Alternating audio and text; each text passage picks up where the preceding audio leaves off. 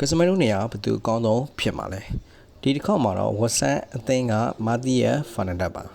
အသက်22နှစ်ပေါ်တူဂီနိုင်ငံသားဖြစ်ပြီးတော့အရက်9ပေဆယ်လမ်းရှိတဲ့ညာချီတန်းကစားသမားတယောက်ပါဒီဟာဒီမှာတော့ဖြတ်ထုတ်မှု68ကြိမ်ကြားဖြတ်လူယူမှုက25ကြိမ်နှစ်ဦးရှင်လူမှုမှာ130အနိုင်ရရှိထားပြီးတော့အဲ့ဒီထဲမှာအမြင့်ပေါ်ရှင်လူမှုမှာ73ကြိမ်ပဲရှိပါတယ်ဂိုးဖန်နေမှု3ကြိမ်ပြုတ်လောက်ထားပြီးတော့တွင်းကို3ကိုရရှိထားပါတယ်တပွဲပြင်းမြပတ်စင်ရိတ်က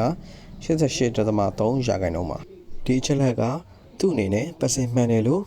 ပြောရမှာပါမာဒီရဲ့ဖနန်တဲ့ရဲ့အားသာချက်တွေကတော့ဖြတ်ထုတ်မှုကောင်းတယ်ပြီးတော့အဝေးဘောပေးဖို့မှုလည်းကောင်းပါတယ်တိုက်စစ်လိုက်ပါပတ်မိုးမှုလည်းကောင်းပါသေးတယ်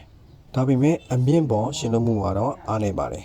သူ့အနေနဲ့ကွန်းလယ်တိုက်စစ်ကွန်းလယ်ပြီးတော့ကွန်းလယ်ကန်စစ်3နေရာလုံးကစားနိုင်ပါတယ်ဒါကသူ့ရဲ့အားသာချက်ပါကျွန်တော်ယူနိုက်တက်အသင်းအနေနဲ့ဈေးအများကြီးလည်းမသုံးချင်ဘူးပလေယာကောင်းလေးလေးလိုချင်နေဆိုရင်တော့မာတီယာဖာနတက်ကအသင့်တော်ဆုံးပါပဲဒီရသည်စတက်တွေရသူ့ရဲ့ level က Casemiro level နဲ့ထူးထူးလောက်ပါပဲဒါပေမဲ့မာတီယာဖာနတက်ကလူငယ်ကစားသမားဆိုတော့ Casemiro ထပ်ပို့ပြီးတော့မိနစ်60ပွဲချိန်ပြည့်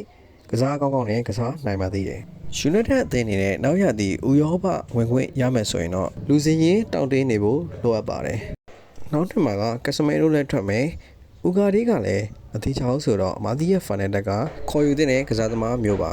ဝက်ဆန်အသင်းကလည်းတန်းစင်းစုံမှာရှိနေတာကြောင့်တကယ်လို့ဝက်ဆန်သာတန်းစင်းခဲ့ရမယ်ဆိုရင်ဈေးတန်တန်နဲ့ရနိုင်ပါသေးတယ်။နောက်နှစ်မှာကျွန်တော်ယူနိုက်တက်အနေနဲ့နီးပြကကားရပဲဖြစ်ဖြစ်ဒါမှမဟုတ်အခြားနီးပြပဲဖြစ်ဖြစ်ပေါ့နော်။ကစားသမားကိုခေါ်ယူခြင်းလားမခေါ်ယူခြင်းဘူးလားဆိုတာကလည်းမူတည်နေပါသေးတယ်။ကျွန်တော်ကတော့မာတီယာဖာနတက်ကိုကြိုက်ပါတယ်။တကယ်လို့ယူနိုက်တက်တာမာတီယာဖာနတက်ကိုခေါ်ယူမယ်ဆိုရင်ဒီအပြောင်းရွှေ့ကဂျင်းမဟုတ်ဘူးဆိုတာတော့သိချပါတယ်။ပေးရတဲ့ဈေးနဲ့ပြန်ရတဲ့ quality ညီတူညီမျှပါပဲ။နောက်တဲ့ကစားသမားကတော့ Brighton က Carlos Baleba